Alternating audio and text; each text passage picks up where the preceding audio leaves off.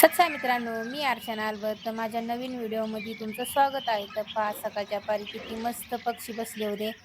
इतके भारी बघू मस्त वाटत होते इतकं सकाळच्या पारी. तर पहा त्यानंतर फौजी साहेब सकाळी 7 वाजताच शेतात आले होते. तर पहा फौजी साहेब शेतात येतात, लवकरच येतात. कधी-कधी ट्रॅक्टरवाले 5 वाजता म्हणले तरी 5 वाजता, 5:30 वाजता ट्रॅक्टरवाले येतात. मुरम पांगवण्यासाठी आणि त्यानंतर 8 वाजता जी येतात. तर फौजी साहेब लवकरच आले होते शेतात. तर पहा त्यानंतर मुलं आणि मी दुपारच्या पारी जेवण घेऊन आले. घरी जेवण बनवलं, मग शेतात डबा घेऊन आले फौजी साहेबांना ना आम्हाला. तर आम्ही शेतात आल्यावर सगळेजण जेवलो. तर पहा त्यानंतर काम चाललं होतं. इकडं जी चालले, ट्रॅक्टर चालले होते मुरम. मग चालला होता आणून टाकायचा. तर पहा ही काळी माती तिथं खाली निघली होती ती इथं वरती आणून तर पहा 4:30 झाल्यात आणि आता तिकडून लेवल चाललेली आहे. 4 दिवस झाले आज लेवल चालली. तर आपण हरभरा काढल्याच्या नंतर लगेच फौजी साहेबांनी लगेच JCB बोलावला लेवल करण्यासाठी. तर दमच नाही फौजी साहेबांना, सुट्टीला आरामच नाही. सुट्टीवर आले पण आराम असा हा नाहीच. तर पहा आता आम्ही थोडी मेथी काढली होती ना, ती मेथी कुटायला चालू आहे 3 जण आणि फौजी साहेब तिकडे लेवली पशीच बसलेत JCB वरती. पहा मला पण दवाखान्यात न्यायचं होतं, फौजमध्ये नगरला जायचं होतं. आम्ही सुप्याला गेलो होतो बरं का, भंडाऱ्याला जाता जाता. पण तिथं जे चालू म्हणजे फौजी सर्व्हिसवर चालू आहे ना, त्यांना नाही रिटायर झालेत ना, त्यांनाच घेतात सुप्यामध्ये. काहीतरी निरामय दवाखाना असा आहे. तर मला नाही घेतलं तिथं, म्हणजे आम्ही बाहेरूनच विचारलं, बाहेरूनच आलो, आतमध्ये काही गेलो नाही. मला 2-3 वर्षापूर्वी मला नगरला पण ॲडमिट केलं होतं फौजच्या दवाखान्यामध्ये. मला भरपूर काम पडतं, इतकं काम पडतं ना, भरपूर काम राहतं. काम आलं तर म्हणजे असं इतकं काम येतं ना, म्हणजे लई दगदग होती, लई आबळ होती, भरपूर कष्ट करावं लागत. ते बाया आणायच्या न्यायच्या 5-5 ट्रिपा गाडीवर मी एकटीनंच करायच्या, 2 व्हीलरवरती. म्हणजे येवती गावात 10-10 किलोमीटरच्या अंतरावरती. तर बाया आणायच्या, दिवसभर त्यांच्यासोबत काम करायचं, परत संध्याकाळी किती दमलं तरी त्यांना नेऊन सोडायचं. पण सगळी शेती मी स्वतः पाहते. आता बरेच जण म्हणतात तुझे सासू सासरे कुठे, तर सासू सासरे येवती गावात राहतात. तिथं माझी जाव राहते ना, तिथं राहतात त्यांच्यात पण नाही राहते, वायली राहतात. आणि आम्ही पण वायली राहतो. आम्ही मुलांच्या शिक्षणामुळं आम्ही इकडं ढवळगावात आलो. थोडी सिटी टाईप आहे आणि रोड पण आहे, त्याच्यामुळे आम्ही पोरांच्या शिक्षणामुळं आम्ही ढवळगावात आलो. तर पहा त्यानंतर इकडं आपण आल्याच्या नंतर आपण आता मागं 2 वर्षापूर्वी आपण ही शेती घेतली. आता 2 वर्ष होऊन 3रं वर्ष लागन मेमध्ये. धप्पा आपण ही शेती घेतलेली आहे. मग ही शेती माझ्या वाट्यावाली ढवळगावात राहते, म्हणून ढवळगावच्याच आपल्या साईडला आपली ही शेती आपल्या माझ्या वाट्यावर आली. तर पहा त्यानंतर फौजी साहेब आता माझ्या सासू सासऱ्यांना शेतीतून रिटायर करून टाकले. त्यांनी पण भरपूर कष्ट केलं. आता म्हातारपणी तरी त्यांना आराम पाहिजे ना, त्यामुळं त्यांना आता आपण शेतीतून रिटायर केलं. जेवढं सगळं होईल तेवढं सगळं मी पाहते. पहिल्यापासून पण मीच पाहत होते, पण ते मला आधाराला होते, मला साथ देत होते, जिथं नाही तिथं कामाला येत होते. पण आता त्यांना वर्ष झालं त्यांना मी माझ्या शेतातून रिटायर करून टाकले. त्यांना मी कामाला बोलवत नाही, त्यांना पण आराम पाहिजे. माझे सासरे पण आर्मीतून रिटायर आहेत, त्यांना पण पेन्शन चालू आहे.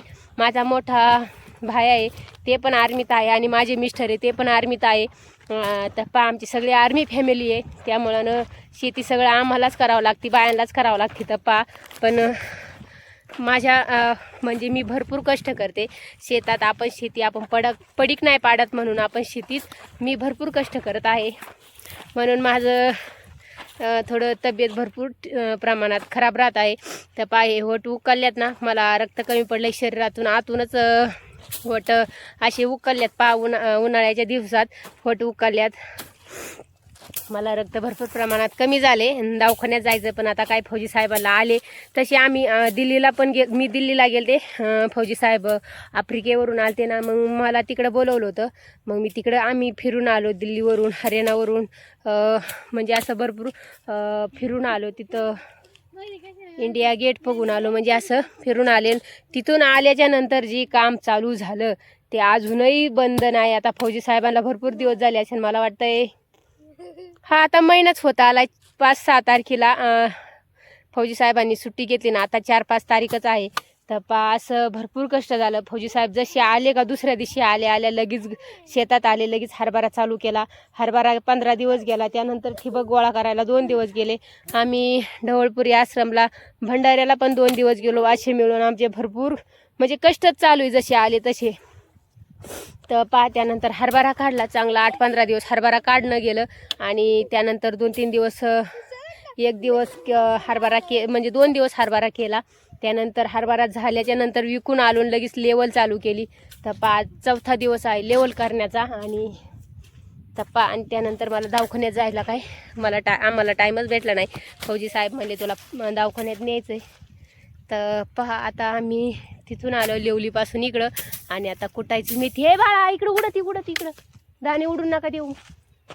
तर आता इथं आम्ही मेथी कुटून घेतो. तर चला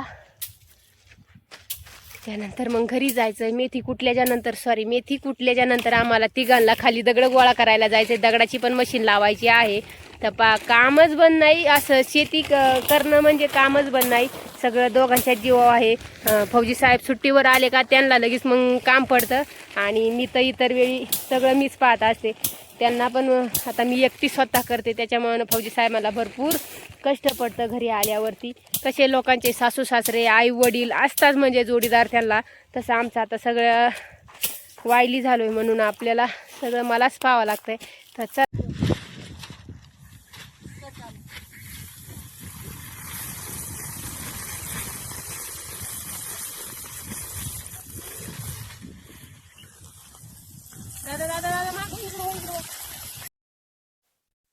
तर त्यानंतर मस्त मेथी कुटून घेतली.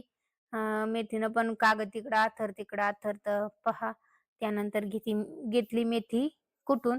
आणि मस्त वारं चालू होतं. त्यानंतर मग उपणून घेतली. मुलगी म्हणली मी पण तुला उपणू लागत. तर ती पण उपणू लागत होती वाऱ्यामध्ये.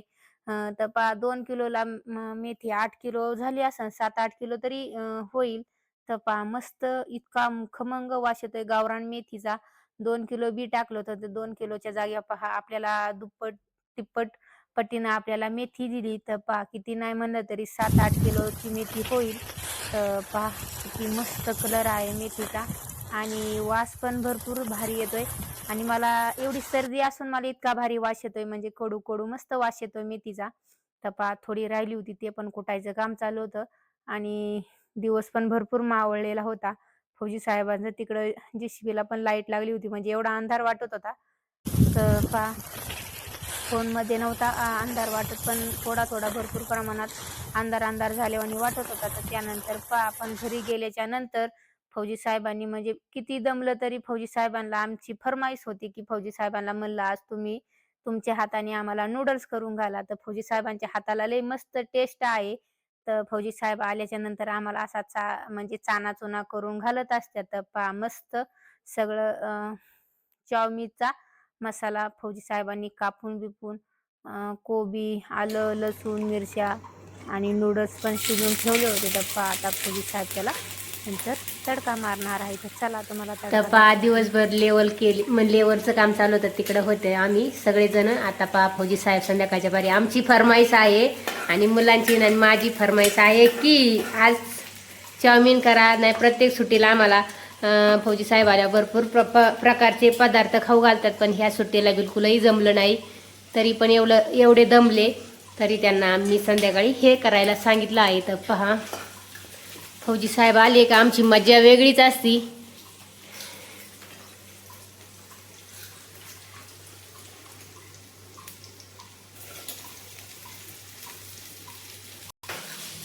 तर दिवसभर म्हणजे मेथी कुठली होती दिवसभर अंगावर भरपूर धूळ उडती म्हणून सगळ्यांनी आज संध्याकाळच्या पारी आंघोळ्या केल्यात. तर मी संध्याकाळच्या पारी लई धूळ उडाली होती म्हणून डोक्याला डोकं धुतलंय. आणि फौजी साहेब इकडं चाऊमिन करतात. आणि माझी मज्जा आहे तर खाण्याची. किती जमलं तरी फौजी साहेब आम्हाला करून घालतात. तर इथं माझी मुलगी बसली.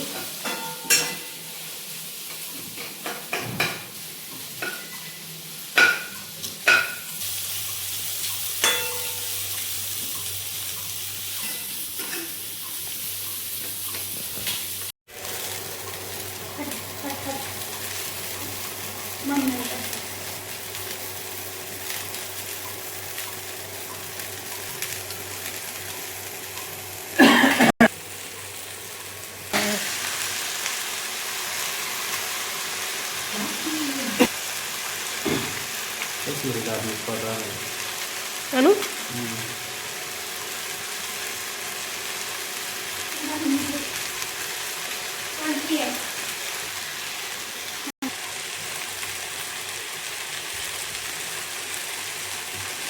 अजून थोडी टाकायची ना.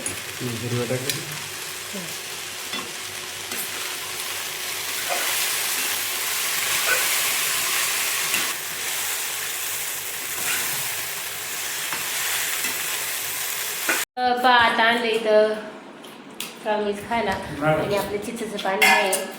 काल परवा समोसे केले पाणीपुरी केली त्याचं उरलेलं चिच पाणी आता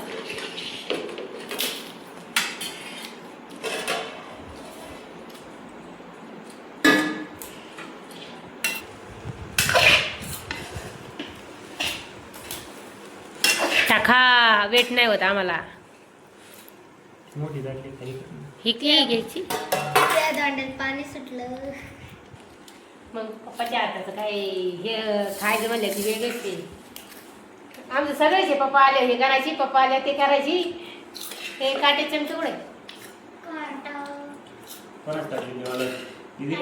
दादाला दाबल्यात खायची. ती नका देऊ, खायची ना ती देऊ ना आपण.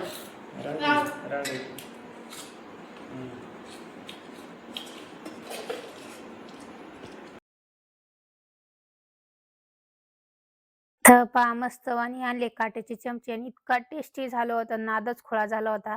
तर चला आता आम्ही घेतो खाऊन नूडल्स. तर चला सत साहेब, बाय बाय.